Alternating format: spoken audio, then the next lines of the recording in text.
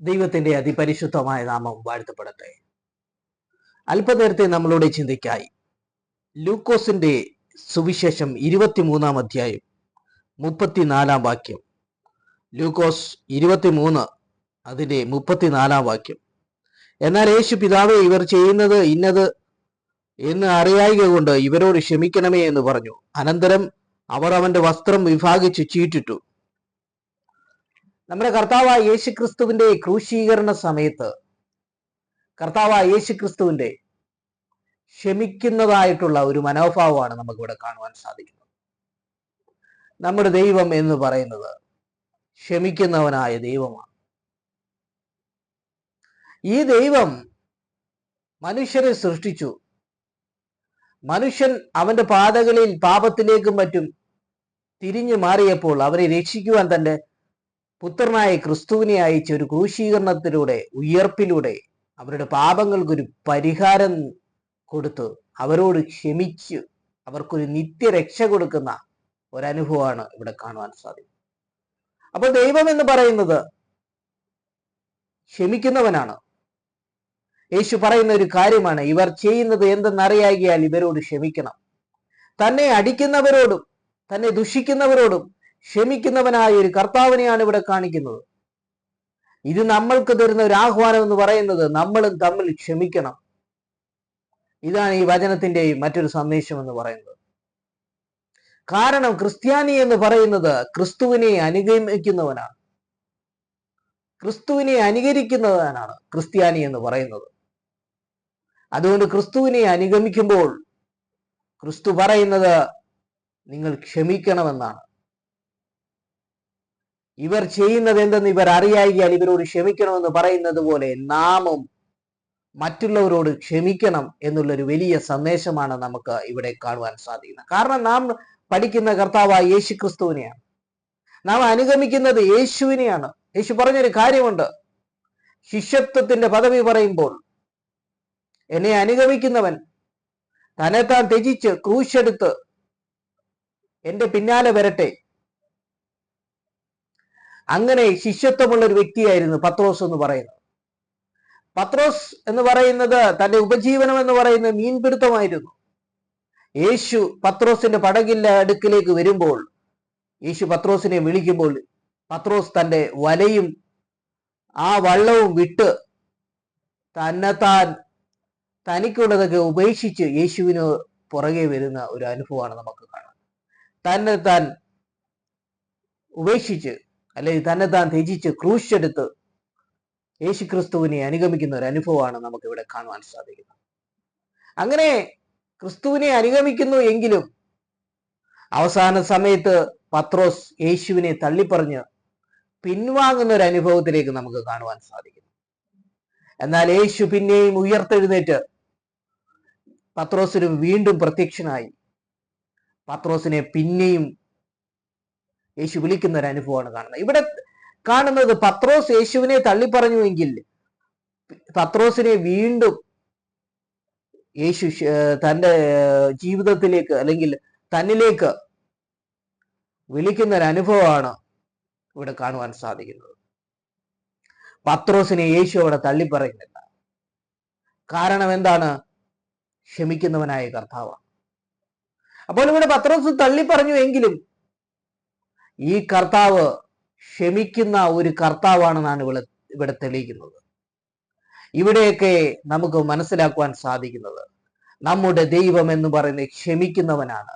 മറ്റുള്ളവരോട് നമ്മൾ ക്ഷമിക്കണം, തമ്മിൽ ക്ഷമിക്കണം. ഇതാണ് ദൈവവചനം നമ്മളെ പഠിപ്പിക്കുന്നത്. നമുക്കറിയാം ദൈവം ക്ഷമിക്കുന്നവനാണെന്ന് തെളിയിക്കുന്ന പല വേദഭാഗങ്ങൾ ദൈവവചനത്തിനകത്ത് തന്നെ ഉണ്ട്. യോനായുടെ കഥ നമ്മൾ പഠിക്കുമ്പോൾ മനസ്സിലാക്കുന്നത് യോന ദൈവത്തോട് അടുത്ത ഒരു വ്യക്തിയാണ്. യോന എന്ന് പറയുന്ന ഒരു പ്രവാചകനാണ്. ഈ യോന പ്രവാചകൻ പറയുന്ന ഒരു കാര്യമുണ്ട്, ദൈവത്തിന്റെ പ്രവചനം യോനായ്ക്ക് ലഭിച്ച് യോന നിനവയിലുള്ള ജനങ്ങളോട് പറയുന്ന ഒരു കാര്യമുണ്ട്, ഈ ദേശം 40ാമത്തെ ദിവസം നശിപ്പിക്കാൻ പോവുകയാണ്. എന്നാൽ ഈ ദൈവിക സന്ദേശം കേട്ട് ജനങ്ങൾ ദൈവസന്നിധിയിൽ അനുദപിച്ച് പ്രാർത്ഥിക്കുന്ന ഒരു അനുഭവം കാണുവാൻ സാധിക്കും. അങ്ങനെ ദൈവം നശിപ്പിക്കുമെന്ന് പറഞ്ഞ ആ തീരുമാനം മാറ്റി അവരെ നശിപ്പിക്കാതെ അവരെ ജീവനിലേക്ക് കടത്തുന്നു. അപ്പോൾ ദൈവം നശിപ്പിക്കുമെന്ന് പറഞ്ഞു എങ്കിലും അവർ മാനസാന്തരപ്പെട്ടതുകൊണ്ട് ദൈവം ക്ഷമിച്ചു അവരോട്. അവരെ നശിപ്പിക്കാതെ ജീവനിലേക്ക് തിരികെ കൊണ്ടുവരുന്ന അനുഭവമാണ് ഇവിടെ കാണുന്നത്. ഇവിടെ കാണുന്നത് എന്താണ്? നമ്മുടെ ദൈവം എന്ന് പറയുന്നത് ക്ഷമിക്കുന്നവനാണ്. ക്ഷമിക്കുന്നവനായ കർത്താവിനെയാണ്. അത് ജനങ്ങളെ ദൈവം വിധിക്കാതെ ക്ഷമിക്കുന്നവനായ ഒരു കർത്താവിനെയാണ് നമുക്ക് ഇവിടെ കാണുവാൻ സാധിക്കും. ഇവിടെ തരുന്ന വലിയൊരു സന്ദേശം എന്ന് പറയാം, മനുഷ്യൻ ദൈവത്തിൽ നിന്ന് അകന്നുപോയി കഴിഞ്ഞാൽ, അവന്റെ പാതകളിലേക്ക് പോയി കഴിഞ്ഞാൽ, അവനൊരു അനുതാപമുണ്ടെങ്കിൽ, ആ കർത്താവായ യേശുക്രിസ്തുവിന്റെ അടുക്കലേക്ക് വന്നു കഴിഞ്ഞാൽ, അവന്റെ ജീവിതത്തിലെ അവന്റെ പാപങ്ങളോട് ക്ഷമിക്കുന്ന ദൈവത്തെയാണ് ഇവിടെ കാണുന്നത്. ആ ക്രൂശീകരണത്തിലൂടെ തന്റെ തിരുരക്തത്തിലൂടെ മനുഷ്യന്റെ പാപങ്ങളെ കഴുകിക്കളഞ്ഞ് മനുഷ്യനോട് ക്ഷമിക്കും ദൈവം. അതാണ് യോനായുടെ കഥയിലൂടെ നമുക്ക് മനസ്സിലാക്കുന്നത്. അപ്പോൾ ദൈവത്തിലേക്ക് മനുഷ്യൻ തിരിഞ്ഞു കഴിഞ്ഞാൽ അവരുടെ പാപങ്ങളെ കഴുകിക്കളഞ്ഞ് അവരെ വിധിക്കാതെ അവരോട് ക്ഷമിച്ച് നിത്യജീവൻ കൊടുക്കുന്നത് ദൈവമാണ്. ഈ സന്ദേശമാണ് ഇവിടെ നമുക്ക് കാണുവാൻ സാധിക്കുന്നത്. കർത്താവായ യേശുക്രിസ്തു പറയുന്നൊരു കാര്യമുണ്ട്, ഞാൻ ലോകത്തെ വിധിപ്പാനല്ല, ലോകത്തെ രക്ഷിപ്പാനാണ് വന്നത്. യേശു വന്നത് എന്തിനാണ്? തന്നിൽ വിശ്വസിച്ച മനുഷ്യരുടെ പാപങ്ങളെ കഴുകിക്കളയുവാൻ വേണ്ടിയാണ്. ജനങ്ങളെ വിധിപ്പാനല്ല, രക്ഷിപ്പാനാണ് വന്നത്. എന്നാൽ അന്ത്യ ന്യായവിധി വരുമ്പോൾ ദൈവത്തെ അറിയാത്തവരൊക്കെയും വിധിക്കപ്പെടും. എന്നാൽ തന്നിൽ വിശ്വസിക്കുന്നവർക്ക്, പാപങ്ങളെ ഏറ്റുപറയുന്നവർക്ക്, അവർക്ക് പാപക്ഷമയുണ്ട്. അപ്പോൾ ഇവിടെയെല്ലാം കാണുന്നത് ക്ഷമിക്കുന്നവനായ കർത്താവിനെയാണ്. യേശു പറയുന്നത് എന്താണ്? ഇവർ ചെയ്യുന്നത് എന്തെന്ന് അറിയാകിയാൽ ഇവരോട് ക്ഷമിക്കണം. അപ്പോൾ നമുക്ക് ഈ പത്രോസിന്റെ കഥയിൽ നിന്നും ഈ യോനായുടെ കഥയിൽ നിന്നും നമുക്ക് മനസ്സിലാക്കുന്നത് ദൈവം എന്ന് പറയുന്നത് ക്ഷമിക്കുന്നവനാണ്. തമ്മിൽ ക്ഷമിക്കണം എന്നുള്ള വലിയ സന്ദേശമാണ് നമുക്ക് ഇവിടെ തരുന്നത്. ക്ഷമ എന്ന് പറയുന്നത് എങ്ങനെയാണ് ഉണ്ടാകുന്നത്? എല്ലാ നല്ല ദാനങ്ങളും ദൈവത്തിൽ നിന്ന് വരുന്നതാണ്, ഉയരത്തിൽ നിന്ന് വരുന്നതാണ് നല്ല ദാനങ്ങൾ. അപ്പോൾ ഉയരത്തിലെ ശക്തിയായ പരിശുദ്ധാത്മാവ് നമ്മുടെ അകത്തു വേണം. അപ്പോൾ മാത്രമേ നമുക്ക് പരിശുദ്ധാത്മാവിന്റെ ഫലമായ ക്ഷമ പുറപ്പെടുവിക്കുവാൻ സാധിക്കുകയുള്ളൂ. നമ്മൾ ക്ഷമിക്കണമെങ്കിൽ ദൈവത്തിന്റെ വചനം നമ്മുടെ ഉള്ളിനകത്ത് വേണം. പരിശുദ്ധാത്മാവ് നമ്മളിൽ വ്യാപരിക്കണം. ആ പരിശുദ്ധാത്മാവിന്റെ ഫലമാണ് ക്ഷമ എന്ന് പറയുന്നത്. അപ്പോൾ ഒരു വ്യക്തിക്ക് ജീവിതത്തിനകത്ത് സത്യത്തിന്റെ ആത്മാവ് അവന്റെ മേൽ വരണം. യേശു പറഞ്ഞു, സത്യത്തിന്റെ ആത്മാവ് നിങ്ങളുടെ മേൽ വരുമ്പോൾ അവൻ നിങ്ങളെ സകല സത്യത്തിലും വഴി നടത്തും, മാത്രമല്ല വരുവാനുള്ളത് കാണിച്ചു തരികയും ചെയ്യും. അതാണ് ദൈവത്തിന്റെ പരിശുദ്ധാത്മാവ് എന്ന് പറയുന്നത്.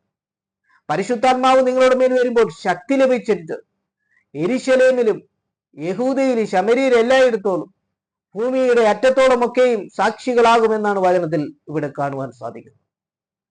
അപ്പോൾ പരിശുദ്ധാത്മാവ് എന്ന് പറയുന്നത് നമ്മളെ വഴി നടത്തുന്നവനാണ്, നമ്മളെ ശക്തിപ്പെടുത്തുന്നവനാണ് പരിശുദ്ധാത്മാ. ആ പരിശുദ്ധാത്മാവിന്റെ ഫലമാണ് ക്ഷമ എന്ന് പറയുന്നത്, സൗമ്യത എന്ന് പറയുന്നത്, സ്നേഹം എന്ന് പറയുന്നത്, സന്തോഷം എന്ന് പറയുന്നത്. അപ്പോൾ കർത്താവ് പറയുന്നൊരു കാര്യമുണ്ട്, ഇവർ ചെയ്യുന്നത് എന്തെന്നറിയാകിയാൽ ഇവരോട് ക്ഷമിക്കണമേ. അതുകൊണ്ട് നാമും തമ്മിൽ ക്ഷമിക്കണം. കർത്താവ് നമ്മളോട് ക്ഷമിക്കുന്നത് പോലെ നാമും തമ്മിൽ ക്ഷമിക്കണമെന്നുള്ള ഒരു വലിയ സന്ദേശമാണ് ഇവിടെ തരുന്നത്. അപ്പോൾ ക്ഷമ എന്ന് പറയുന്നത് പരിശുദ്ധാത്മാവിന്റെ ഫലമാണ്. ക്ഷമിക്കണമെങ്കിൽ നമുക്ക് ദൈവത്തിന്റെ ആത്മാവ് വേണം നമ്മളിൽ. ആ ദൈവത്തിന്റെ ആത്മാവ് വചനത്തിൽ നിന്നാണ് ഉടലെടുക്കുന്നത്. വചനം നമ്മുടെ അകത്തുണ്ടെങ്കിൽ ദൈവത്തിന്റെ ആത്മാവ് നമ്മളിൽ വ്യാപരിക്കും. പരിശുദ്ധാത്മാവിനെ ദൈവം നമ്മുടെ മേൽ ശക്തമായി അയക്കും. അതുകൊണ്ട് ക്ഷമ എന്ന് പറയുന്നത് പരിശുദ്ധാത്മാവിന്റെ ഒരു ഫലമാണ്. ഇവിടെയെല്ലാം നമുക്ക് മനസ്സിലാക്കുന്നത്, നമ്മുടെ ജീവിതം മുന്നോട്ട് പോകുമ്പോൾ, നമ്മുടെ സമൂഹത്തിൽ, നമ്മളുടെ ജോലി സ്ഥലങ്ങളിൽ, നമ്മൾ ഏത് മേഖലയിൽ ആയിരിക്കുന്നുവോ ആ മേഖലകളിലെല്ലാം നമ്മോടൊപ്പം സഹകരിക്കുന്ന അനേക മനുഷ്യരുണ്ട്. നമ്മളെ ദുഷിക്കുന്നവരും നമ്മളെ പഴിക്കുന്നവരും നമ്മളെ അടിക്കുവാൻ ഒരുങ്ങുന്നവരും അനേകരായിട്ടുണ്ട്. അപ്പോൾ അവിടെയെല്ലാം നമ്മൾ അവരോട് ക്ഷമ കാണിക്കണമെന്നാണ് കർത്താവ് പറയുന്നത്. കർത്താവ് പറയുന്നത് പോലെ ക്ഷമിക്കുന്ന ഒരു അനുഭവം നമുക്ക് വേണം. അപ്പോൾ നമ്മുടെ ജീവിതത്തിൽ നമ്മളെ ദുഷിക്കുന്നവരോടും പഴിക്കുന്നവരോടും നമ്മൾ ക്ഷമിക്കണം എന്നുള്ളൊരു വലിയ സന്ദേശമാണ്. ജോലി മേഖലയിൽ ഒരാൾ നമ്മളെ വേദനിപ്പിച്ചു കഴിഞ്ഞു, അല്ലെങ്കിൽ നമ്മുടെ ജീവിതത്തിനകത്ത് ഏതെങ്കിലും മേഖലയിൽ നമ്മൾക്ക് എതിരെ ഒരു ദുഷിപ്പുണ്ടായാൽ നമ്മൾ അവരോട് ക്ഷമിക്കണം. ഇതൊക്കെയാണ് കർത്താവിൽ നമ്മൾ പഠിക്കുന്നത്. ഇവർ ചെയ്യുന്നത് എന്തെന്ന് അറിയായി ഇവരോട് ക്ഷമിക്കണമേ. അതുപോലെ നാം മറ്റുള്ളവരോട് പറയേണ്ട ഒരു കാര്യമാണ്, ഇവർ ചെയ്യുന്നത് എന്തെന്ന് അറിയാകിയാൽ ഇവരോട് ക്ഷമിക്കണമേ ദൈവമേ.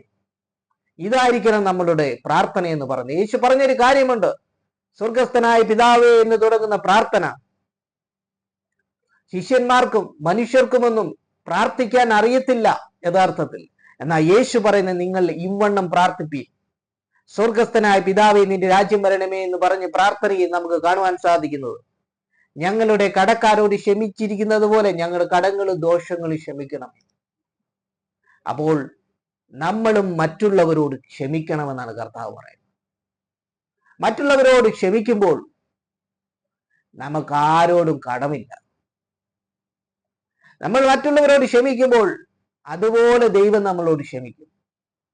അതുകൊണ്ട് ഞങ്ങളുടെ കടക്കാരോട് ഞങ്ങൾ ക്ഷമിക്കുന്നത് പോലെ ഞങ്ങളുടെ കടങ്ങൾ ദോഷങ്ങൾ ക്ഷമിക്കണം. അപ്പൊ മറ്റുള്ളവരോട് നമ്മൾ ക്ഷമിക്കുന്നത് പോലെ ദൈവം നമ്മളോട് ക്ഷമിക്കും. അപ്പൊ ഇവിടെ കാണുന്ന കർത്താവ് പറയുന്നത്, നിങ്ങൾ തമ്മിൽ ക്ഷമിക്കണം. അതാണ് ഇവിടെ കർത്താവ് കാണിക്കുന്നത്. കാരണം തന്നെ അടിച്ചവരോട്, തന്നെ ദുഷിച്ചവരോട് എല്ലാം യേശുക്രിസ്തു ക്ഷമിക്കുന്ന ഒരു അനുഭവമാണ് നമുക്ക് ഇവിടെ കാണുവാൻ സാധിക്കുന്നത്. അതുകൊണ്ട് നമ്മുടെ ജീവിതത്തിനകത്ത് നമുക്ക് മനസ്സിലാക്കുവാൻ സാധിക്കുന്ന വചനം വായിച്ചു വരുമ്പോൾ, യേശുവിനെ പിടിക്കാൻ വരുന്ന ഒരു പടയാളിയുടെ ചെവി പത്രോസ് വാളുകൊണ്ട് വെട്ടുന്ന ഒരു അനുഭവം കാണുവാൻ സാധിക്കും.